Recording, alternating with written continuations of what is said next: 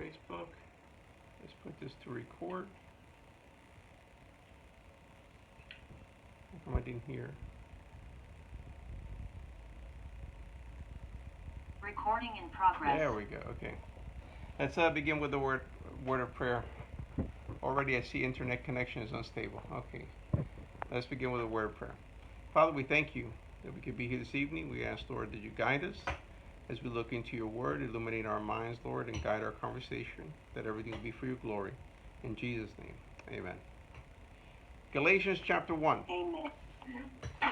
And we are dealing with verses 10 to 17. And everybody there? Galatians 1, 10 to 17.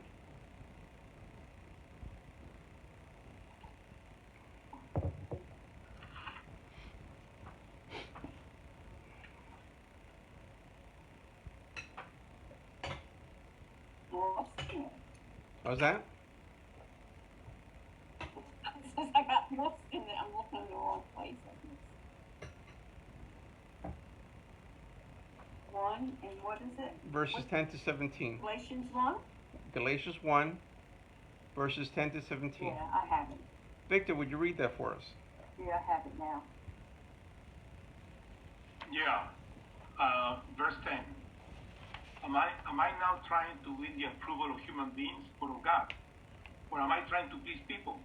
If I were still trying to please people, I would not be a servant of Christ. I want you to know, brothers and sisters, that the gospel I preach is not of human origin. I did not receive it from any man, nor was I taught it. Rather, I received it by revelation from Jesus Christ. For you have heard of my previous way of life in Judaism, how intensely I persecuted the church of God and tried to destroy it. I was advancing in Judaism beyond many of my own age among my people, and was extremely zealous for the traditions of my fathers.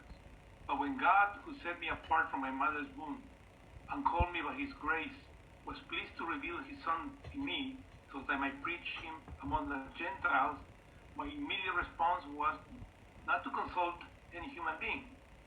I did not go up to Jerusalem to see those who were apostles before I was, but I went to Arabia. Later, I returned to Damascus. Okay. That's it. Any initial questions before we go jump in? All right. Today we're only going to deal with 2 verses because the notes are extensive for those 2 verses. Verses 13 and 14, I'm going to read them over again and then jump into them. It says, "For you have heard of my previous way of life in Judaism, how intensely I persecuted the church of God and tried to destroy it. I was advancing in Judaism beyond many of my own age among my people, and was extremely zealous for the traditions of my fathers." Paul tells them that they had heard. Now, either they heard from Paul himself or from others about what kind of man Paul was before he became a Christian, before he followed Christ. Obviously, that he was a severe persecutor of the church. And it's very possible that Paul, when he witnessed to other people, when he told the gospel, that this was part of his testimony. So it's not unlikely that he himself told them about this, which is something we still do today. You know, so many times when we share the gospel with someone, we might tell them who we were before Christ found us, especially if we have a life before that. I mean, for me, I only had 14 years without Jesus, and then I became a Christian at 15, so it wasn't really that much. And there wasn't anything like extremely radical, you know, like some people come from a violent environment or this or that, and they had this incredible testimony. Paul, obviously, as part of his testimony, as part of the reality of the power of the gospel, is the fact that he was this vicious animal, this vicious man, seeking to devour the church, and how now he is the one being persecuted. He's the one who's meek and mild and learning to be like Jesus, and people are hunting him down. But obviously, you know, he makes it very clear that they knew about his past. And the one thing they mentioned is my previous way of life in Judaism. And when we see the word Judaism, we think about a religion.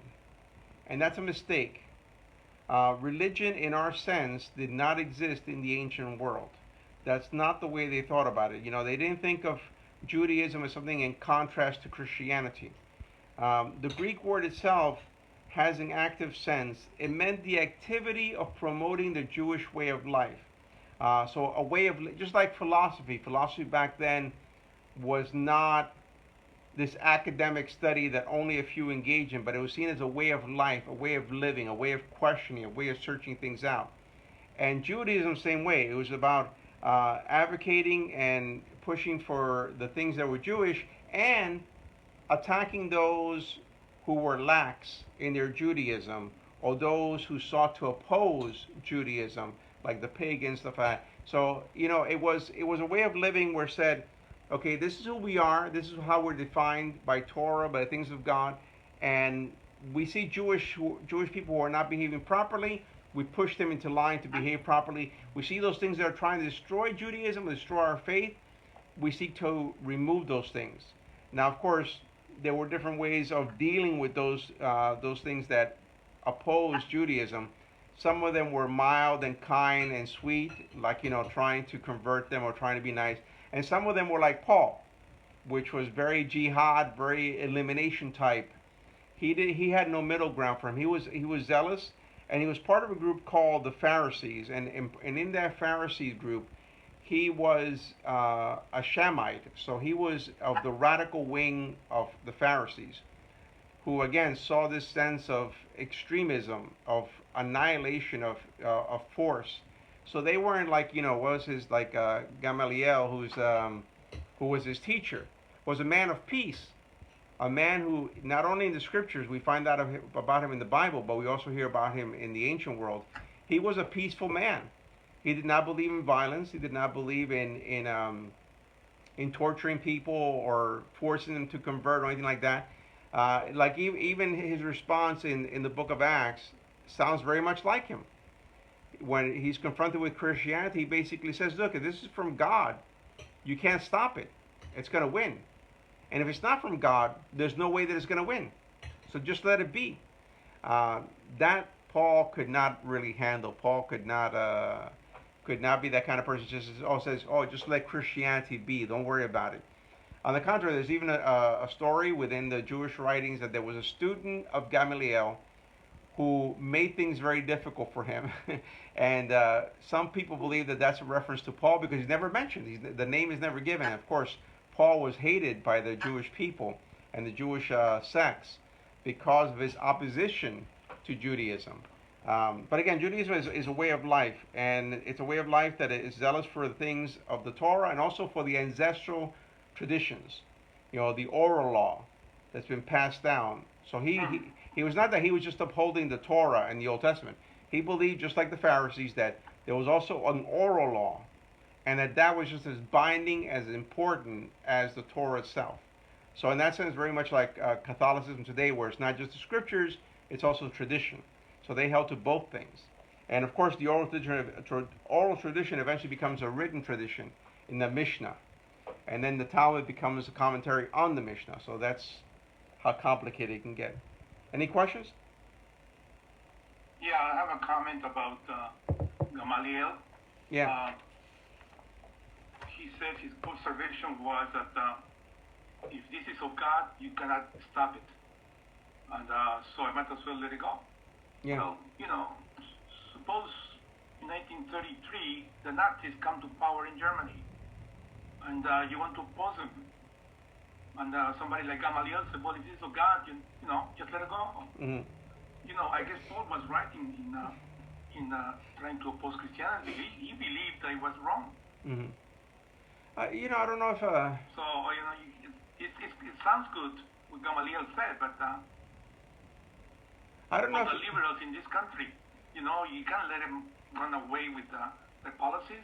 I don't know if Gamaliel will follow that philosophy into every aspect of his life, but maybe the spiritual part. In the spiritual part, in the suffering, in the okay. Because then, I mean, it's okay then. Would you say?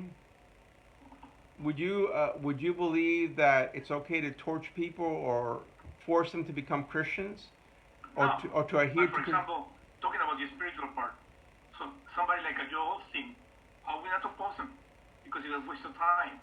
Mm-hmm. The spiritual part, I'll let it go. Yeah. Because he's gonna end up, But I just not by prayer. The spiritual part, I guess I agree with. Yeah. Well, I don't believe in force. I don't think that force is the Well, answer. opposing that doesn't mean you gotta be vindictive and Exactly. I mean, I would oppose Joel Osteen because what he is preaching is some sort of fluffy, feel good, positive thinking religion, not really Christianity. So I mean, that's okay. It's not of God, so it's gonna. If that's what he wants to do, and people want to follow that, that's fine. That's their business. But I cannot stand by and just pretend because as a shepherd you have to you have to worry about the sheep, Okay. and you have to worry that not only do you exhort people to do the right thing, you also have to expose the things that seem to be in error, and allow people, of course, to weigh for themselves. But I mean, I would challenge anyone to look at Joel Osteen. If you can tell me that he sounds like biblical Christianity, then show me the evidence. I've listened to him. Let me say one thing. This is today's devotional that I read here. This is from Dave Hunt. Okay, and this is June 14th. Okay. It says, too often the phrase, touch not God's anointed, is an excuse for not exercising the discernment God has given us. Many who say this are unaware that they have already judged an individual to be a prophet of God, and as a consequence, will not do anything that might seem to question their statement or activities, no matter what they say or do. May God keep us from such fatal complacency. Yeah. Well, that's very good. Right. Well, first of all, I wouldn't even go that far. It's erroneous because I think that the only time the phrase appears, "Don't touch God's anointed," is on the lips of David, referring to King Saul. And it's like you don't attack the king. But the way they use it now. Of course, because they take it out of context. Preachers are not kings. We're not kings of Israel. So I mean, you can't take one piece of the language of the kingship of Israel and then think that you're putting yourself in the status of a king. We're not kings. We're shepherds, and we're not supposed to lead by the rod, but by example, by love, by caring. Doesn't mean, of course, that we don't correct, that we won't have disputes or we won't have issues. Of course we will, but we're not. I'm not God's anointed in the sense of someone that you cannot oppose. That is ludicrous. But again, it's a verse taken out of context, and usually the people who take it out of context really the charismatics. I've never heard. Have you ever heard Baptists? Really? I've never heard of. Have you ever heard a Baptist say that? I've never heard any. The only denomination where I've ever heard that is among Pentecostals. And I remember one time I was in a church, and that was their mindset. I was in a Pentecostal church. I used to visit a Pentecostal church while I was Southern Baptist. I used to go Sunday nights to a Pentecostal church. Sorry, Saturday nights, and they would have these services. And like I said, one time the pastor was preaching, and he said that when children do Gaga Gukuleo, that they're praising God. And he used that verse, out of the mouth of babes comes perfect praise. Really? I disagree with him wholeheartedly. I thought that was just nonsense. That was silly. So after service, I was there with a bunch of young men, and I expressed my views, and they were all like in shock. How can you go against the anointed of God? No, if Pastor Brown says this is the truth, this is the truth. So I said to him, you mean if the sky is blue, and Pastor Brown says it's red, you're going to say it's red? And he said, if Pastor Brown says it's red, it's red. And I was like, at that point, I'm like, no, I don't drink the Kool-Aid, buddy. That was the last time I went to that church. I said, this is more like a cult. You don't think for yourselves. I don't believe it. I don't believe that anybody should follow a pastor blindly. I think most pastors, especially if they're not educated or don't want to be educated or they're not willing to work hard, then they want you to say, no, I said it. I said it, you have to believe, and that's all there is to it. Yeah, you should ask the guy, if Pastor Brown tells you to drink the Kool-Aid, would you drink the Kool-Aid? They probably would. I really wouldn't doubt it. I wouldn't doubt it. He said, if the Pastor Brown said it's red, it's red, even though I said it's blue. So that shows you that there are people that they're blinded. And you can see why Jim Jones and people like that, you can see why things like that happen. Because people get so fixated in the cult of personality and in following a man that they forget. That's why I stressed right in the beginning with Galatians, where Paul says, if anyone preaches the gospel other than this one, let them be cursed. The focus is on the message, is on the truth of the gospel. It's not on the messenger. The messenger, if he tells you something differently than the gospel, doesn't matter who they are. Doesn't matter if they're Charles Stanley or Billy Graham or the Pope. Doesn't matter who they are. If they're preaching a different gospel than the gospel found in the Word of God, they're wrong. Period. That's all there is to it. And that's why it's important. But that's why it's important to question people, to not just basically accept it. You know, I wish people were more like that. I don't think. Sometimes it's funny because you know when you teach, you try to teach somebody how to say no because they're always saying yes to people. You're trying to teach them how to say no, and you find out that the only person they say no to is you, but they still say yes to others. And you're like, no, you don't get it. I'm trying to teach you to be independent. You know, have your own mind, and if you disagree with someone, say you disagree with them. But yeah, unfortunately, again, we live in a society where things like that do happen. I've never heard. And even when I did hear about the pastor from Woodcliff, when he said it about my way or the highway, and he was very much about, you know, the anointed of God idea, he came from a Pentecostal background. Really? So, and he was charismatic in his preaching and everything. So, I mean, he had the charismatic flair in him. And so, of course, he promoted this idea of, again, he's the pastor, he's the head honcho, whatever he says goes, don't oppose him. And I was like, I'm sorry, that doesn't work with me. You know, tell me that you're right, show me that you're right, and you've got me.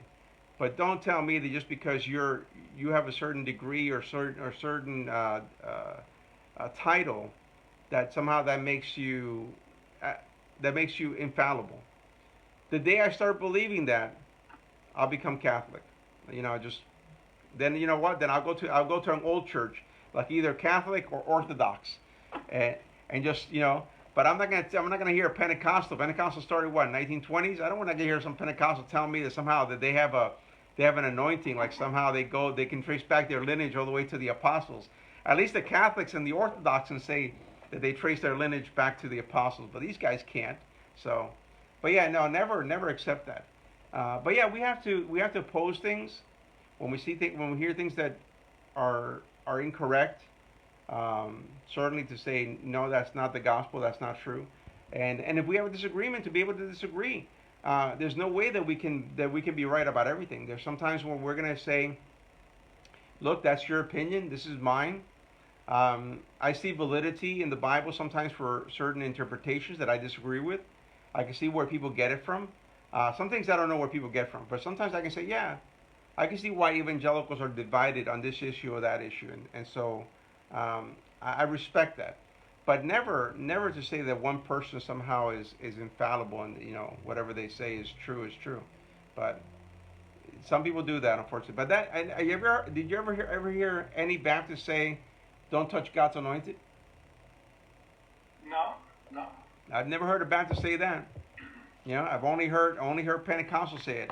And the only non-Pentecostal that I remember saying was the guy in the Woodcliff church, and that was because he's from a Pentecostal background, you know, and he was extremely Pentecostal. Even as a Reformed preacher, he was really like a Pentecostal Reformed preacher. So, any other questions?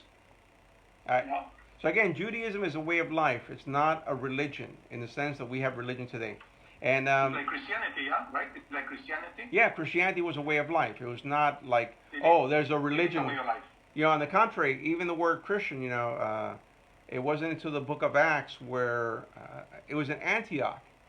It was the first place when people began to refer to Christians as Christians. Called a Christian, right? Yeah, that's the first time. Before that was not. They had no title for themselves. It was way. Yeah, the Way, things like that. They had other names for themselves. It was called the Way. The Way, yeah, and that was acceptable. But after Antioch, and it was because other people were calling us Christians, and that name stuck, and that's how we became Christians. But there was no Christian religion. That's why, again, when I see Catholicism, well, not Catholic, when I talk to Catholics, and they try to make this kind of like extremely structural church in the first century, like somehow Peter's the Pope, and all these apostles have all this authority, and all these things that happen. I'm like, what are you reading? You're reading that back into the Bible. That's not in the Bible. When you look at the Bible, it's very simple. They had a community. They gathered together. They had Lord's Supper. They had the apostles' teaching. But you didn't have this hierarchy of powers and authorities. You had the apostles. They were recognized authority. But look at Paul. Paul's an apostle, and people opposed him. People were against him. People tried to get rid of him. So it wasn't that hierarchy of power doesn't come into existence until centuries later. It slowly begins to form in the church, and really the reason it formed in the church because there were heresies, there were heretics, and at that time the canon, the New Testament, had not been put together. And so, what are you going to turn to? The canon has not been put together as authoritative piece of literature yet. What are you going to turn to? So people started turning to the bishops, the people that were appointed by the apostles, and trusting them as the authority. And that's how it started. And then from there, of course, it took shape and shape and shape. I still don't know how Christianity, that could be understood so much in a Hebrew Jewish way, within a century, becomes a Gentile, Hellenistic, Platonic belief. Platonism becomes part of the church in the 2nd century. That I don't know. I wish there was enough documentation to be able to show how that happened, because to me that fascinates me. How did it go from Paul, the very Hebrew guy, to like Justin Martyr, the very Platonist type guy? Something happened there. Something really drastic, but I've not been able to find it. But doesn't the Church of Rome were mostly Gentiles? Yes, but they had the instruction of Paul. They still had the Jewish background. But somewhere between the 1st century and the 2nd century, the church shifts. And all of a sudden you have these people becoming believers like Justin Martyr, who come from a Platonist background. And Platonism has such similarities to Christianity that they brought in their Platonism and they began to read the Bible from a Platonist perspective. And they got away with it. And then by the time Augustine comes, it's full blown. Augustine's like the epitome of then making the church Platonistic and stuff like that. But how that transition occurred, I really don't know how it happened. But it did happen. And just haven't been able to figure out yet where the transition went wrong somewhere. But somewhere it went drastically wrong. So even with successors of the apostles, it didn't matter. Somehow they lost the sense of the Hebrew aspect of the Bible, of the Hebrew aspect of Paul. I was just going through a commentary in Galatians by Chrysostom, and I was amazed at things that were very Hebrew that he really didn't know. He interpreted them completely from a Greek perspective, from a Gentile perspective. And I was like, wow, he really has no idea of the Jewish background to these things. So, but that's the whole different story. Any other questions? Comments? All right. The word Judaism appears only in these 2 verses in the New Testament. It is a word which only came into currency with 2nd Maccabees, where its first appearance indicates why the word had to be coined or brought into use. For example, in 2nd Maccabees chapter 2, verse 21 says, "Those who strove eagerly on behalf of Judaism." Chapter 8, verse 1, "Those who had continued faithfully in Judaism." Chapter 14, verse 38, "Rosses, one of the Jerusalem elders, who early in the revolt had been accused of Judaism and had risked body and soul for Judaism with all diligence." And of course, 4th Maccabees 4:26, where Antigonus tried to compel everyone in the nation to eat foods defiled with blood and to renounce Judaism. Judaism clearly received a distinctive emphasis in opposition to Hellenism. That is to say, the word Judaism began to be used in order to distinguish those who were being faithful to their heritage as Jews from others, including other Jews, who were not being faithful to their heritage and were being synchronistic. They were uniting their Judaism to something else. So Judaism becomes the word to express those who are faithful Jews, as opposed to, let's say, a Jew who had no problem taking his Judaism and combining it, say, with Platonism. For example, that did happen early on, not only in Christianity, it happened also in Judaism.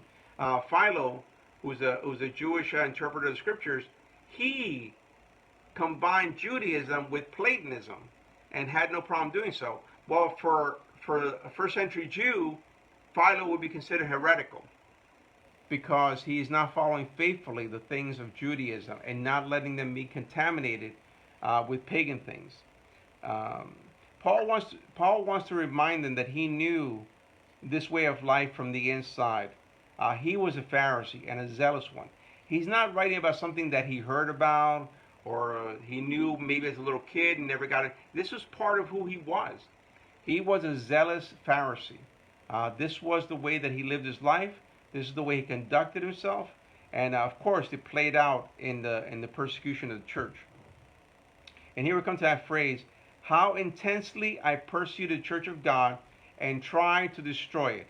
When you read those words, you have to know that the book of Acts does not give us a vivid portrayal of everything that Paul did.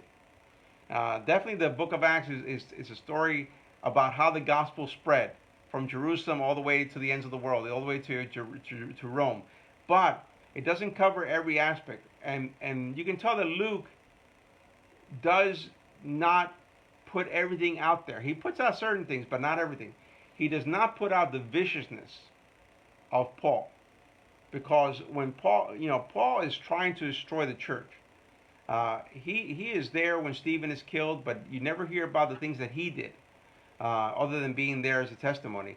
But he must have been a vicious, voracious, horrible individual because even after he became a Christian, nobody wanted to come near him. Christians didn't want to hang out with him. They were like, "Oh yeah, he became a Christian. That's nice. Keep him over there. I don't want to deal with him."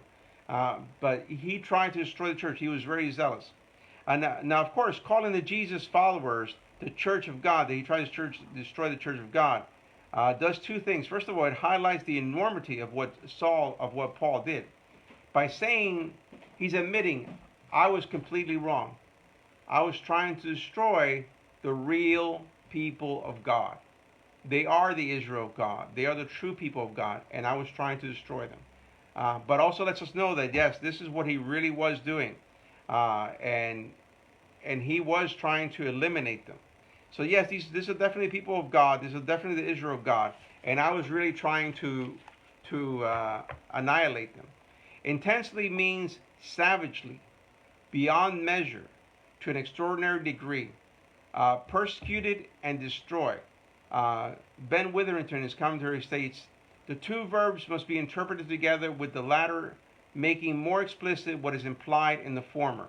So he says, I was trying to persecute them. And to what point? To the point of annihilation, of eliminating them altogether. Destroy is used in the New Testament only in reference to Paul's attack upon the church. Destroy denotes violent action of making havoc, annihilating, ruining cities. So again, very, very harsh language. So it wasn't again that Paul was simply pursuing them and trying to take them to court or trying to get them to stop. No, he was trying to eliminate them. He saw Christianity as a danger to Judaism because here were people preaching that a crucified individual who died as a criminal was the Messiah of Israel, the deliverer of God. And he sees that as blasphemy. And basically is, if you're going to proclaim that kind of Messiah, I'm going to kill you. I'm going to make sure you die. And that's the radicalness of what Paul was doing. Any question? Okay. He says, I was advancing beyond. Beyond can mean that he was advancing either morally, spiritually, or educationally beyond the others. Most likely it is morally and educationally and spiritually in all of them. Paul took his Judaism, his way of living as a Jew, in a radical way. And he was in a competition of sorts. He wanted to excel and be the most zealous that ever lived. And he saw himself as part of that tradition of zealous Jews who sought to do what was right in the eyes of God by eliminating opposition. Extremely zealous for the traditions of the fathers. We know quite a lot about the traditions of zeal in the Jewish world of Paul's day, and what Paul says here fits perfectly to what that means. Of course, the best introduction again is First Maccabees, where you see this radical shift. If you ever get a chance, read First Maccabees, because you learn about Matthias, you learn about how Israel had been contaminated. Antigonus Epiphanes, who was a pagan ruler who wanted to defile Judaism, destroy Judaism, and he defiled the temple. He burned sacrifices to pagan gods. He did all these horrible things, and there were Jews that went along with him and followed him. And Matthias and his sons rallied the whole rallying opposition, and they eventually came into Jerusalem and they cleaned out everything. They cleaned out the temple. They cleaned out but they became then afterwards the ones in charge, the ones who had the power, and yet not rightfully so, because obviously in Judaism you really can't be handling the temple if you're not really a priest, if you're not part of the Levites, and you really shouldn't be handling the kingship if you're not from the Davidic line. Yet these individuals didn't care, and they took the power, but they were seen as victorious and as wondrous because they brought in this cleansing. But this was seen as part of a greater tradition, a tradition that goes back to Elijah. Remember Elijah? In his great zeal for God, he killed the 400 prophets of Baal. I mean, that is slaughter. That's, talk about no patience whatsoever. Talk about, like, the extremist point. It's one thing to say, well, I defeated the prophets of Baal. I showed them they were wrong. Imagine today if a person claimed to be a prophet did that. I disproved Joel Osteen, and then I slit his throat and let his bloody body fall on the ground, and I killed all the people that were with him. I mean, that people would be like, whoa, whoa. But for that, I thought the people killed the prophets of Baal. Was it the people? Oh, Yeah. You might be right. You might be right. Yeah, but he told them to. Did he tell them to kill them? Well, he proved them wrong. So No, I think No, I'm pretty sure Elijah. I'm pretty sure Elijah said kill them. I don't think they just out of their own instinct decided to kill these people. People were so upset with the prophet of Baal that they killed him. I'll look it up, but I'm pretty sure that that Elijah is behind it.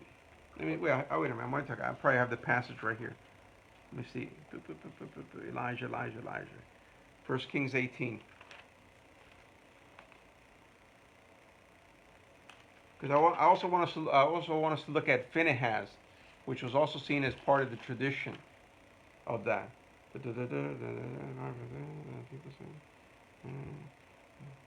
It says, then Elijah commanded them, seize the prophets of Baal. Don't let anyone get away. They seized them, and Elijah had them brought to the Kishon Valley and slaughtered there. So Elijah was behind it. It doesn't say that he himself killed every one of them, but he slaughtered them at the Kishon Valley. I'm sure The question is, how many prophets were there? I think it was More like than 400? Yeah, it was like 400, 450, something like that. I'm saying, were there more prophets of Baal, or he killed them all? No, he killed them all. So if he killed them all, that means that he cleansed the whole country of Baal. Yes. So what was he afraid of? Why did he run away? Jezebel. From Jezebel. I know, but the prophets of Baal were already killed. Yeah, the prophets of Baal is killed, not the army of Israel. She's still the queen. She says, "You're dead. You're dead." And Ahab is just a puppet king. He's horrible. He's a horrible king. Basically Jezebel rules, and she's evil. So yeah, of course he. But I think it was also because Elijah was exhausted. It's almost like he can't win. It's like it's almost like, imagine you beat somebody, and after you beat somebody, you have to fight somebody else. And after you fight somebody else, you got to fight somebody else. It's like, it feels like, and after you have this great victory, Mount Carmel, you think that's it, it's over. And it's not over. Then Jezebel says, you're going to die. I'm going to find you and I'm going to die. And he runs for his life. So, but this is part of the tradition of those who are zealous for the Lord. Elijah is seen as part of the tradition. The other one is Phinehas. And that I wanted to read the whole scripture from Phinehas. Numbers chapter 25, verses 6 to 15. And it talks about, if you guys want to go there, you can go there, but I'm just going to read it.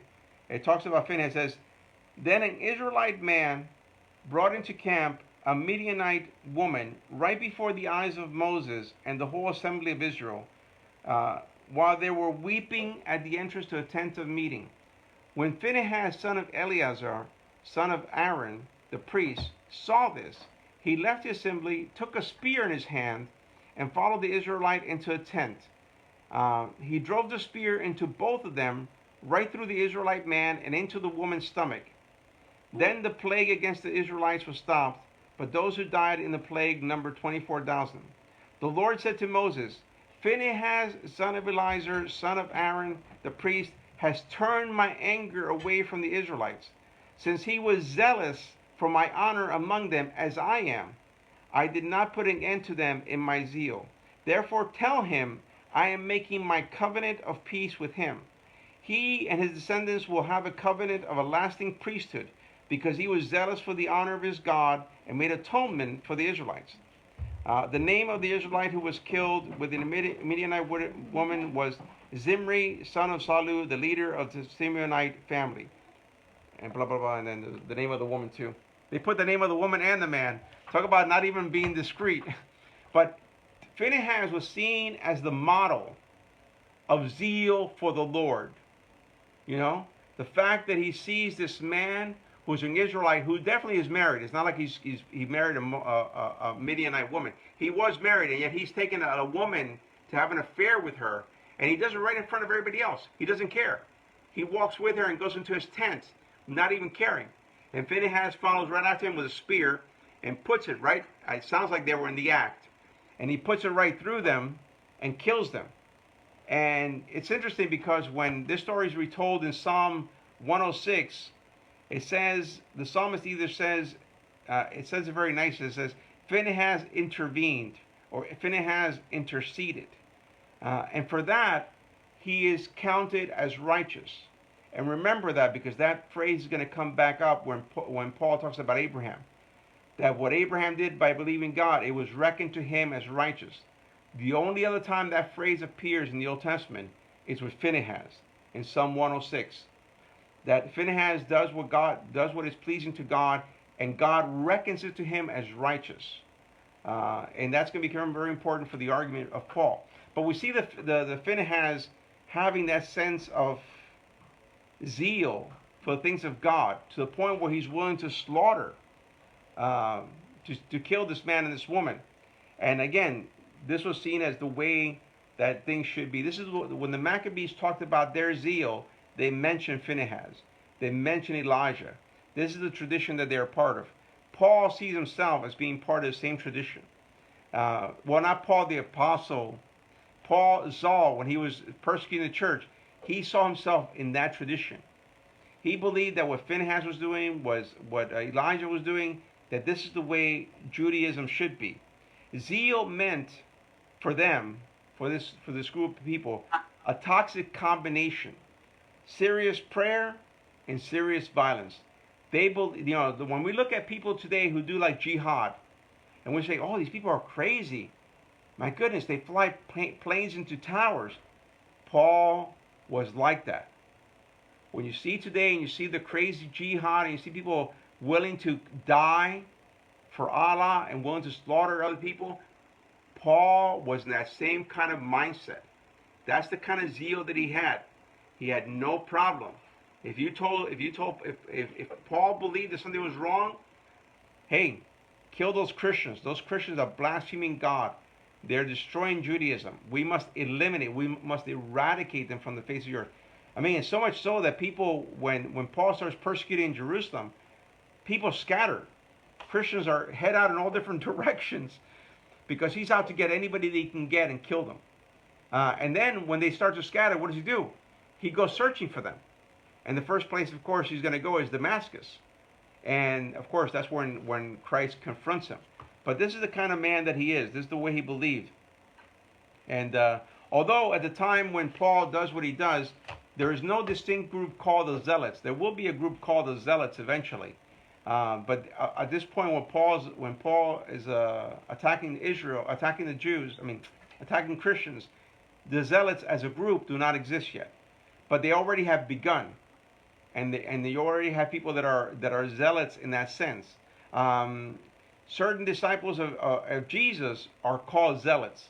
That they must have been associated with this group that was developing, that had this kind of zeal of renewal for Israel, of bringing Israel back to the way it was. And part of that meant cleansing the things of God eliminating Rome, eliminating the enemy, getting rid of all this Gentile pestilation, and just and purifying everything. And this is the way that Paul thought. This is the way he viewed things. Any question?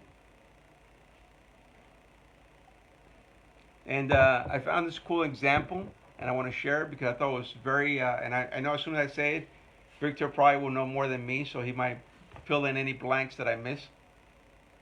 In November 1995, you remember the Prime Minister of Israel, Rabin, was assassinated by a student called Yigal Amir. Rabin had, of course, taken part in the Oslo Accords, working out agreements toward peace with the Palestinian people, Palestinian leadership.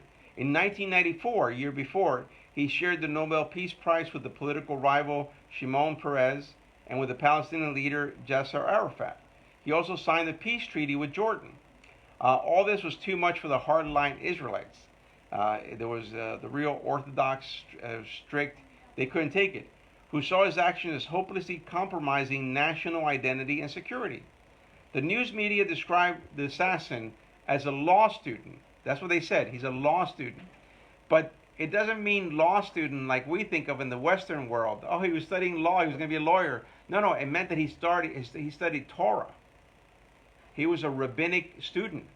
He was studying the law of Israel. And so he saw what he did in part. I hear you. What? I got cut off there? Can you hear me? Okay. What was the last thing you heard from me? Good evening. No. So yeah, you were talking about exactly. He was called. The media called him as a law student. Yeah, the he was media. Not, a lawyer, but. A media, but again, he was not. He was a zealous Torah student. Also, Salat was also assassinated. Mm-hmm. So these people, they saw themselves. Salat was also assassinated. Oh yeah, I didn't know. I only picked up on this one because this guy is definitely like Saul. And again, this young man who was arrested for killing Rabin has never repented of what he did. He still believes that what he did was being faithful to Torah, faithful to the Israelite way. That when we see that kind of, if you could look at the clipping of that person doing that, that's how Saul was. When you see people flying planes into buildings and killing people, that's how Saul was. You know, we tend to sanitize Christianity and sanitize people. You know, I love Paul. You're not gonna find many people that love Paul as much as I love Paul. But I'm not gonna lie and pretend that he was always this sweet, wonderful, generous little guy. You know, no, he was a horrible man. He was evil. But again, he said that God had mercy on him because he was zealous, but without knowledge. It wasn't that he believed, it wasn't like he really knew Christianity was true, and yet he was opposing it. You know? No, it wasn't like that. He really believed that they were wrong. You know, when he talks about a crucified Messiah being a scandal to the Jews, well, he's one of those Jews for whom it was a scandal. A crucified Messiah to him was blasphemy. That is, you cannot say a worse thing to him than to tell him that this group of radical believers who are claiming that a crucified criminal, a bandit, who was killed by the Roman Empire, that he is the king of the Jews. No, he was. But again, we are never told the details of what Paul did. But if we take his language in the book of Galatians seriously, we have to believe that he was involved in killing Christians. People are not petrified of this guy for no reason. I mean, think about it. When God tells Ananias, go talk to Paul, he says, really? Ananias must thought, God, you really hate me, don't you? You want to kill me? We've heard about this guy. Again, if a guy was like, just talking nasty or saying horrible things, you might say, well, okay, I'll go talk. I'll go witness to him. Nobody wanted to go near Paul because they knew what kind of man he was and the horrendous things. So again, if we take this language here in these two verses seriously, which sometimes people don't want to because they don't want to admit that Paul was like this. But if you take it seriously, he did more than just stand by when Stephen was killed. He was part of eliminating Christians. I have no doubt that he had martyred Christians, and of course, this was a real something that really affected him, because he will bring it up more than once in his letters. He'll talk about how God was gracious to him, even though he persecuted the church. How God was working in him, even though he was the worst of sinners. Why does he call himself the worst of sinners in 1 Timothy? Because he persecuted the church. So what he did must have been horrendous, and we're never given the details. Not here, and not in the book of Acts. We're not even told anything. We're just told that he stood by when Stephen was killed, and then we're told about Damascus. No, he did horrendous things that are not written down. But the language here makes it very clear that it was more than just being hostile or saying bad words. Yeah, he was killing Christians. The Bible doesn't say he was killing Christians. Hmm? No, the language that he uses. When he talks about in the Bible, it doesn't specifically say that he was killing Christians. No, but the language that he uses here, when he talks about destroying okay, talks about annihilation, violence. This is the same word that is used when warriors go into a city and destroy the city and annihilate the people. Same Greek word. The word is never used for simply a mild type of opposition, but a violent opposition. So again, when you see think about it, nobody wants to come near Paul. Nobody wants to come near Paul. Ananias is terrified to go see Paul. You're not terrified of somebody unless they really have a reputation for having done something really evil. So again, I don't think that the Bible tells us the details, but I do believe that he was involved in the actual slaughter of Christians. Otherwise, there's no reason why people would be so petrified to come near him. Again, for many years, he's really on his own. It's not until Barnabas brings him to Antioch that he finally becomes part of the group.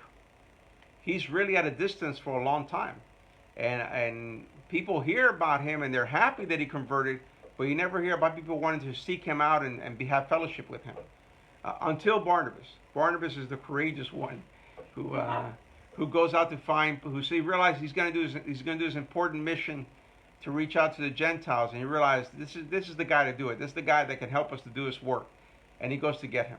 Yeah, but Barnabas also knew that he was blind and alone, so he was not that of a threat, I guess. No. You're confusing Ananias. Ananias was the one who went to see. Ananias, yeah.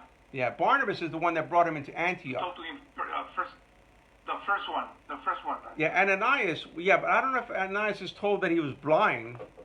I don't know if he's. Paul was blind. Yeah, but we know that Paul was blind, but we don't know if Ananias is told that Paul was blind. Okay. You see what I'm saying? That's two different things. We know the full story. Doesn't mean that Ananias had the full story. Let me see what the Lord tells him. At least what we're told in Scripture. At least he knows he was alone. He didn't have the power of the Jewish people anymore. In Damascus there was a disciple named Ananias. The Lord called him in a vision. Ananias. Yes, Lord, he answered.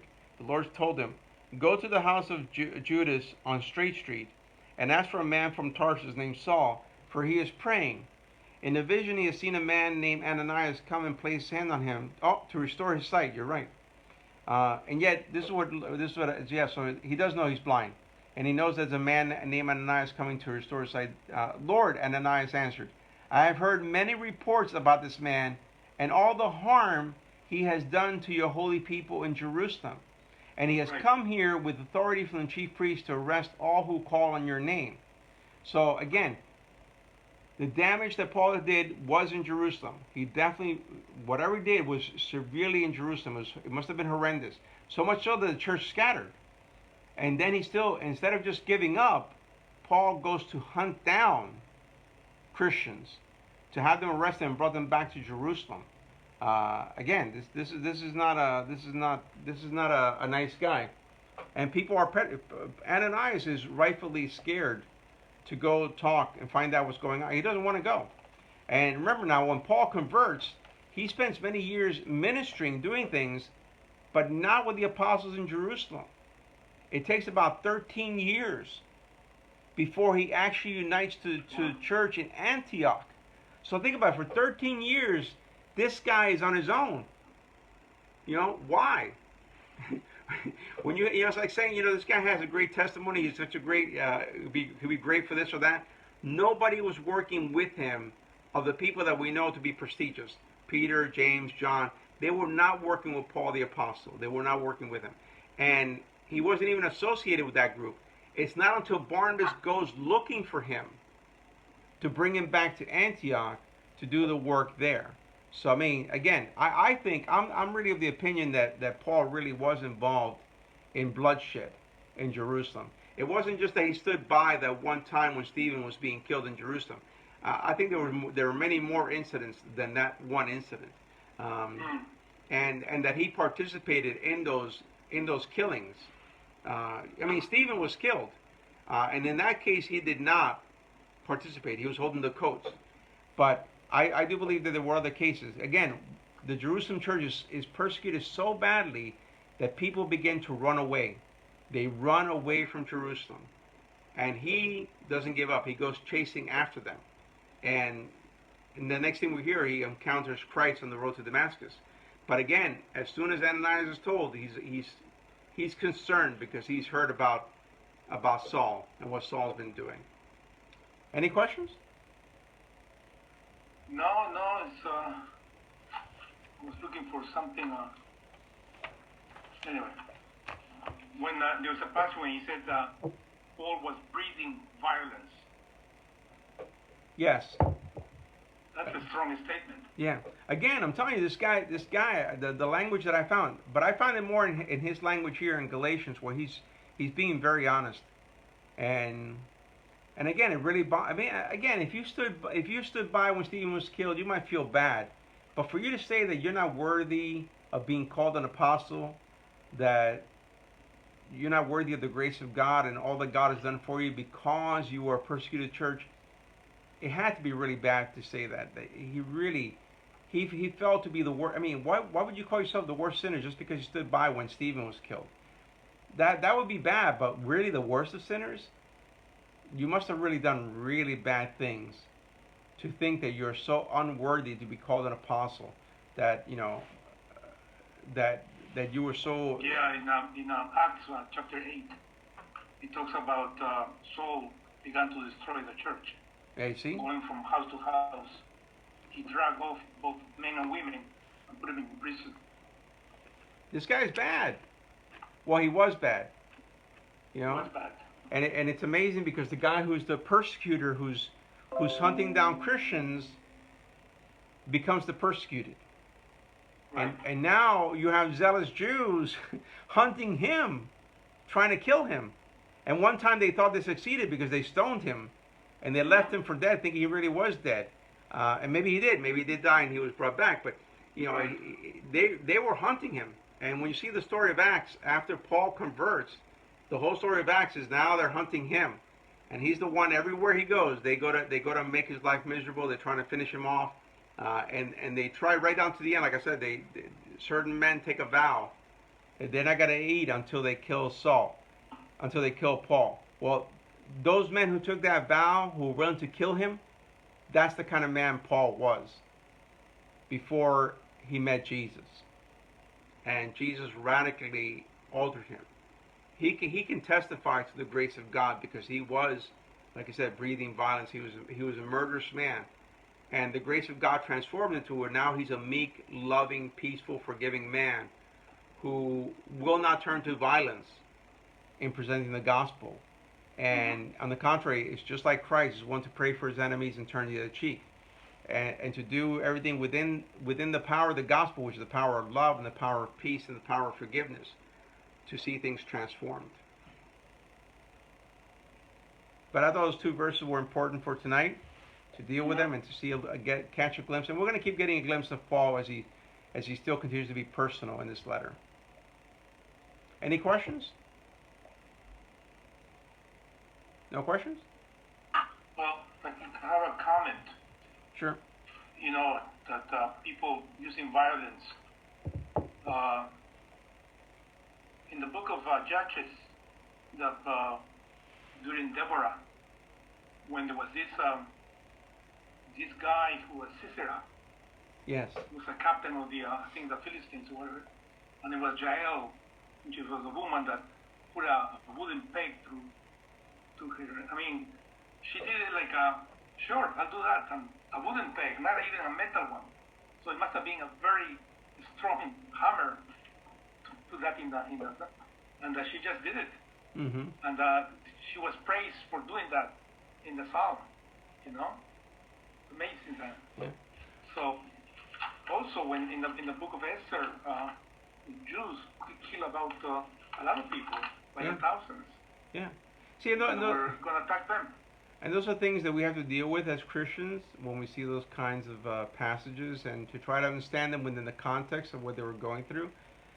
Just like when we had that, to me, that horrendous passage in the Psalms where the Israelites are in Babylon, and they say, blessed is the one that takes your babies and dashes their heads against the rocks.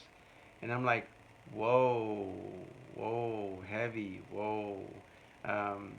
So you can see how people who would read that would then feel very justified in promoting violence towards others. Obviously, so when we look at other people like people today who are doing jihad, it wasn't that long ago when Israel was doing the same thing, and it wasn't that long ago when the Christians were doing that. It's the saddest thing. It's the saddest thing in history.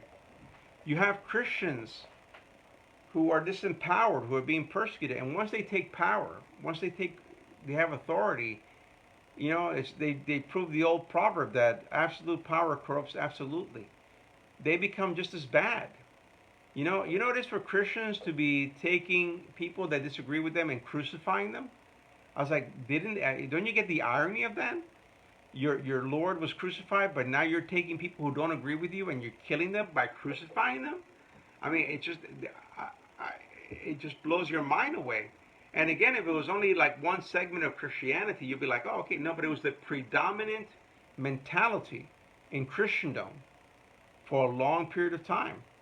Christians fighting against other Christians, Christians fighting against other religions, other beliefs, and slaughtering each other, and somehow thinking that that's okay, that that's all right.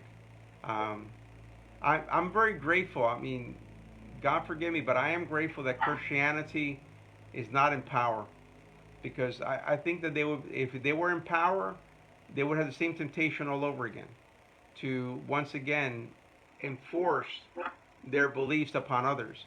And I don't think Christianity is meant to be enforced upon anybody.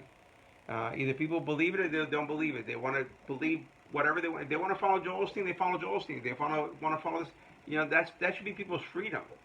No one should be coerced or killed because they have a different religious view than I do or somebody else does. But I would fear that if Christians took over, it would just be the same. It would be the same thing all over again. It'd just be a new form of it. That's all. Because they did it. They did have the power. Christendom existed for many years, and yet it produced horrendous things. It produced a lot of good things, but it also produced a lot of evil things. And so we have to be careful as Christians, with the power. Like Martin Luther with the Jews, huh? Yeah, exactly. And Martin Luther with the Anabaptists. Again, there was not only against the Jews, it was even against their own kind. They persecuted Anabaptists. They drowned them. John Calvin had people killed and burned alive. I mean, this is not pretty stuff. But it's good for us as Christians to know our history, and not to try to whitewash our history and pretend like it's not there. It is there. The very people that we consider ourselves heirs to, which is the Reformation, did a lot of evil things. And we have to look at those things straight in the face and be honest about it. And make sure that it doesn't get repeated. Because the problem is, again, you forget your past or you don't know your past, You pretend your past didn't happen, you're going to do it all over again. Once you're in power, you're going to say, okay, you know what? Let's do this, let's do that, whatever. Let's, you know. And again, the church did it for many years. So many years of fighting and fighting and fighting, you know. And that's how they lost power too. Because the national governments began to disassociate themselves from the churches. They began to separate themselves. And of course, once the Reformation happened, that made it even easier for governments to get away from the power of the Catholic Church and to establish their own authorities. And then to have religion be something that's subsumed under government and not over government. That's a problem in Iran and other Muslim countries where the religious group are the ones who govern the country. Yes, yes, and we hear about the horrible, evil things they do. We hear that, yeah. But again, I would not believe that. I don't believe that Christianity would be any different if they were in charge, because it's just the corruption of having that kind of power, and you know, Christ taught us that we should not rule like the Gentiles rule, where they lord over each other, but rather that we should love each other and serve each other and care for each other. But the temptation is always there. No matter who we are, the temptation is always there, that if you have power, you will always have the temptation to misuse that power. And you know, no matter who you are, you have to make sure you don't let it get to your head, and you don't let it, you know, wear on you, and you do something that you eventually end up regretting or having to repent for. Okay, duly noted. Yeah, but you know, again, and you know, and let's not imagine. I mean, I know we imagine that the Jews are perfect, but they're not perfect. All you have to try to do is go as a Christian to Israel and try to preach the gospel. By law, you're not permitted to do so. The Jewish law tells you go to a wrong neighborhood on a Saturday. Yeah, the Jewish law says that you cannot evangelize with the Christian gospel in Israel. But so, there are Messianic churches in Israel. Yes, they're all allowed to have Messianic congregations, but you're not allowed to evangelize. You cannot go on the streets and preach the gospel. You cannot try to convert. Okay. You cannot try to convert Jews to Christianity. You can go on social media. Yeah, but again, you cannot. You're not permitted. But the law says you're not allowed to. And if you do it, they're allowed to get violent against you. So keep that in mind. You know, nobody's perfect. Nobody's perfect. All right. Any other questions, comments? Well, we'll leave it with that pleasant thought. Well, it is a pleasant thought that we shouldn't be violent. We should follow the way of Christ, and to love and to forgive. We should not just kill indiscriminately. Yes. We should pick the ones we kill. Yeah, you know, what was that song I heard once? Says, kill the stranger so you won't have to kill the ones you love. Something like that. I was like, that was sick. Yeah, it was in a movie. It was in a movie. I watched this movie. I love action movies. I was playing a song. Dun, dun, dun. You know, kill the stranger so you don't kill the ones you love. And I'm like, holy cow, that's horrible. I was like, yeah, every dictatorship abuses power. For example, even from the right and from the left, you have this military junta in Argentina that kills so many people, and then you have the Batista in Cuba, kills so many people, and then comes the left with Castro, kills so many people. Exactly. So no matter who's in power, who are a different ideology, they're always gonna kill the opponents. And that's what we have to be cautious about, and that's why it's so important for the church to be a separate entity from the government. Yeah. And to be able to speak to the government when it does wrong. And that's why I fear when I see Christians, I see today there are Christians on the right and Christians on the left. And right now the Christians on the left, Biden is president and they're all silent. And they're all behaving like we're doing kumbaya and everything is wonderful. And they don't criticize him, they don't say anything against it. But when Trump was president, I could hear the Christians on the left posting all these horrible things, saying how bad he is, da da da da da da. I mean, today they have so many things where they can attack Biden, but they won't. And then the same thing with the Christian right. When Trump was in office and he did things that were wrong, the Christian right was like, well, but he had a reason, but this, that, justifying it. And it's like, again, it sounds like, no, we're supposed to be independent so that we can look at a Trump and say, you're wrong. And we can look at a Biden and say, you're wrong. And be able to speak the truth of the gospel to those situations. But again, I think that Christians too easily allow themselves to get married to their culture. And they become more American and more whatever than Christian. And again, like I said last week, I'm raising my daughter to be just as radical as I am. That I am not married to Cuba. I'm not married to America. I'm not married to Puerto Rico. Maybe Aruba because it's beautiful, but I'm not married to. No, I'm not married to any place. I'm a Christian. I represent Christ. Period. And if you go against the gospel of Christ, I don't care if you're Trump, Biden, Joe Osteen, I'm going to say you're wrong. I'm going to say that's not the gospel of Jesus Christ. So, and I think we need more Christians to be that way, to be independent, to not be associated. But when you hear the preachers on TV, you hear the same thing. You hear these right-wing preachers that are all pro-America, but they mean 1950s America. They mean, Republican Party, and I'm like, no, sorry, can't buy it. I can't buy that. But anyone else? Anything else? All right. For Facebook, God bless you. Good seeing you guys. Good night.